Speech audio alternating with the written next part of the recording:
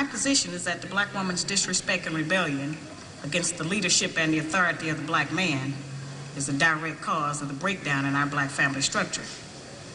Now, of course, there are many black people who consider those fighting words because as black women, we have never been subject to the kind of examination that our men have been subject to since we have been here. We have been somewhat protected and shielded from any kind of critiquing about our personal behavior, whereas our men have always been up for examination. The book is not an attack on black women. I have never said that all black women do everything that I list in my book. None of us have lived long enough to do everything that I list in the book, but most of us do some of the things that I've listed in my book. And I do say that it is not because of generalizations that we are all victimized by some of the negative patterns of behavior in the book, but the book just represents our collective contribution. This is some of everything that we have done, or that we do daily, that contributes to the breakup of our relationship, the destruction of our man, and the failure of our children to be able to function. They did not tell us that all of that, being my own person and I'm independent, would lead to separation, loneliness, celibacy, and lesbianism. They didn't tell us that if you give up the man, you're going to take one of these things and it's worse and it will destroy your nation. They didn't give us that information. They made us think that it was some kind of glorified position to brag about the fact that I got my own job, my own credit card, my own car, so I don't need no man. I don't even know how we got that mixed up. Ain't none of that got nothing to do with being with no man.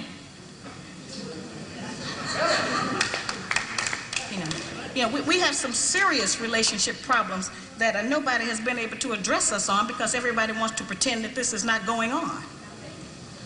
Over 60% of our women are single, widowed, separated, or divorced. They don't have a man. I just came out of Florida and they got a housing complex that the Urban League built, which is a black organization that is for women and children only. They say they don't allow any men in there. I didn't have time to deal with it, but I talked about them real bad. That's the silliest program I've ever heard of. You know them women that had men if they got a bunch of children. They need fathers. They need protection. We hear about the drug problem that we have in our projects across the country. It's one of the major places that we have a drug problem. We talk about the great strength that we have as black women. Well, the welfare department don't rent government apartments to single black men. Those apartments belong to black women who are allowing this to go on in their home. We have not looked at what part of the responsibility do we share. Yes, black men sell a lot of drugs, and a lot of us black women get the money from them drugs and buy some of these fancy clothes we wear. Drive around in some of these fancy cars. He is not doing these things alone and without support from us, whether they are good or bad. See, we have a lot of power. We are very strong women. I'm saying that we're using our strength in the wrong direction. We're using it to tear our man down, tear our nation down, instead of building it up. Having an education and a job does not necessarily mean you have a successful life. I keep telling black women that to raise a child, they say, well, I provided with food, clothing, and shelter. That's not raising a child, that's maintaining one. To raise a child, you need a parental coalition of a man and a woman. We have sons who, by not having a father in the home, they don't know how to respect women. They take on the black female emotionalism. They become bitchy, they're doubtful, they're indecisive, they can't make a decision. They don't know what to do about being a man because we can't teach them that. We don't have that knowledge. We have daughters who grow up in a home where they don't see any affection, where there's no man there. They go out into the world and try to mate. They don't have no idea how to be no woman to no man, how to function in a house with a man, because they haven't seen it. Most of our children, just like us, get all the information we have about how you be with a mate off television. It's the only medium that shows us anybody being together. Those rules have not worked for us. The white woman's liberation movement, we don't have anything to do with that.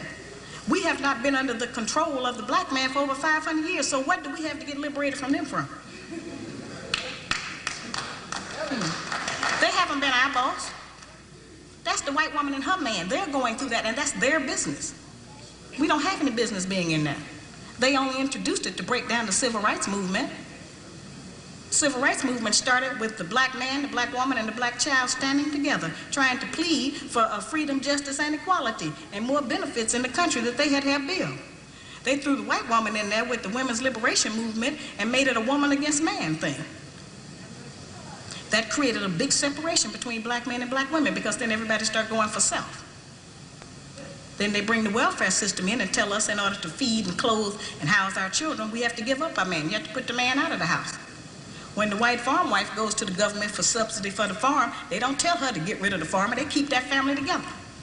But in the black community, they make it a requirement, because they want to keep endorsing into the black community that the black man is no good, and that he is not deserving of respect, he is not deserving of us letting him give us any protection or instruction, and that we are better than them.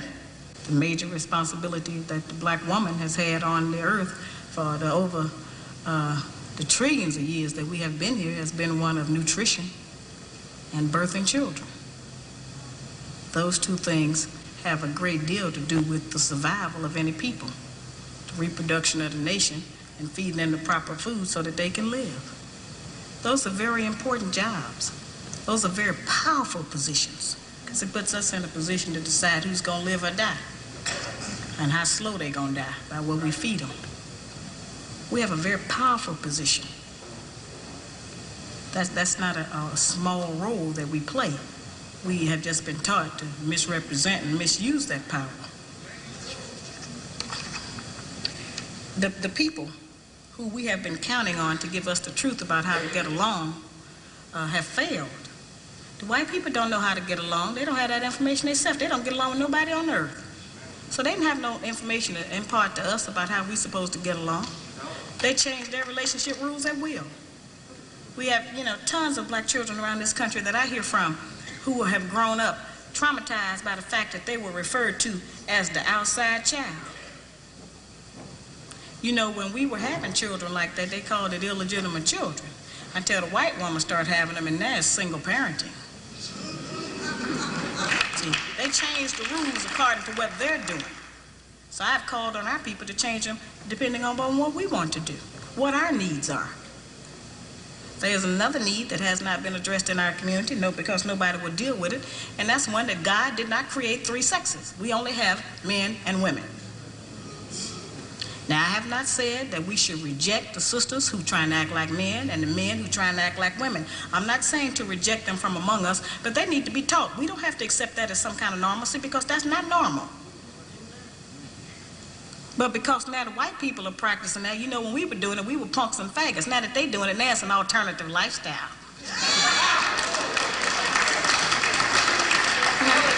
I'm trying to demonstrate how they have set rules that they have forced us to follow that they don't even follow themselves. They change the rules to suit them when they get ready. We can change them to suit us when we get ready, especially if we have what we have now, which is a failing system. It hasn't worked for us. We don't have to be ashamed that it hasn't worked for us.